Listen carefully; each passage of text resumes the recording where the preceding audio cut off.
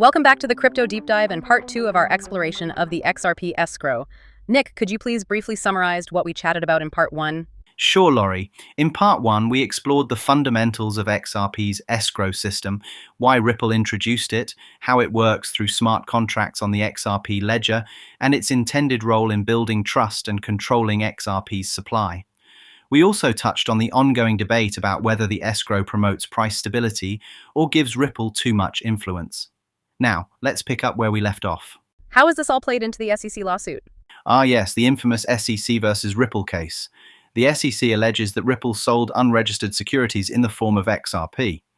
The escrow system became part of the conversation because it illustrates the level of control Ripple has over XRP, arguably more than what's typical for decentralized cryptocurrencies. So could regulators around the world view XRP differently because of the escrow setup? Absolutely. In some jurisdictions, the fact that Ripple can access large amounts of XRP on a schedule may make the token look more like a security. Other countries are less concerned, focusing more on utility and adoption. Do you think future regulations could force Ripple to change its escrow model?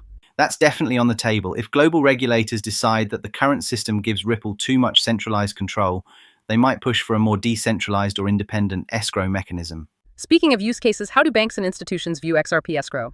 That's where things get really practical. Financial institutions using RippleNet for cross-border payments often rely on on-demand liquidity, or ODL.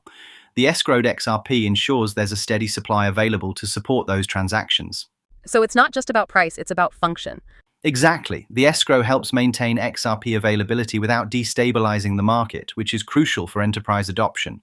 For example, companies like MoneyGram, when they were working with Ripple, benefited from that liquidity.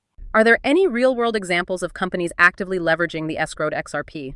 There are, although Ripple doesn't always disclose exact partners. However, we do know that the system has been key to expanding Ripple's reach in Asia and Latin America, where fast, cheap remittances are in high demand. What are the main criticisms of this system? The big one is centralization. Critics argue that Ripple's control over escrowed XRP runs counter to the ethos of decentralization that underpins most cryptocurrencies. There's also concern that Ripple's decisions, even if transparent, can still influence the market too heavily. Are there alternative models out there that other cryptos use for locked supply? Yes, Ethereum uses staking to lock up ETH, which is decentralized by design. Bitcoin, on the other hand, has no central authority controlling supply beyond its fixed issuance schedule. But then no one even knows where Bitcoin originated from, though there's speculation, which we should be talking about in another episode. Cardano, Polkadot, and others use smart contract-based mechanisms that are often community-governed. Do you think Ripple will ever shift toward something more decentralized? They might, especially if market or regulatory pressures intensify.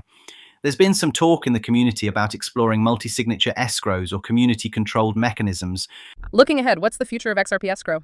I think the escrow will remain a central part of Ripple's strategy for the foreseeable future, but we might see changes in how it's managed, maybe more transparency, more automation, or even DAO-like governance structures.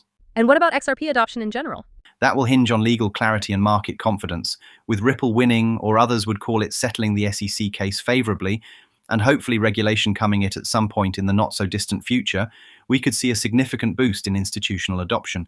And in that scenario, the escrow becomes a strategic asset rather than a liability. So, big picture. The escrow system is both a safety net and a spotlight, depending on how you look at it. Exactly. It's one of the most unique and complex aspects of the XRP ecosystem, and it'll be fascinating to watch how it evolves. Well, that's all the time we have today. Thanks for unpacking all that, Nick. Always a pleasure, Laurie, and thanks to everyone for tuning in. If you liked this episode of the Crypto Deep Dive, be sure to like and subscribe, and to leave a comment as it helps with the algorithm. Catch you next time!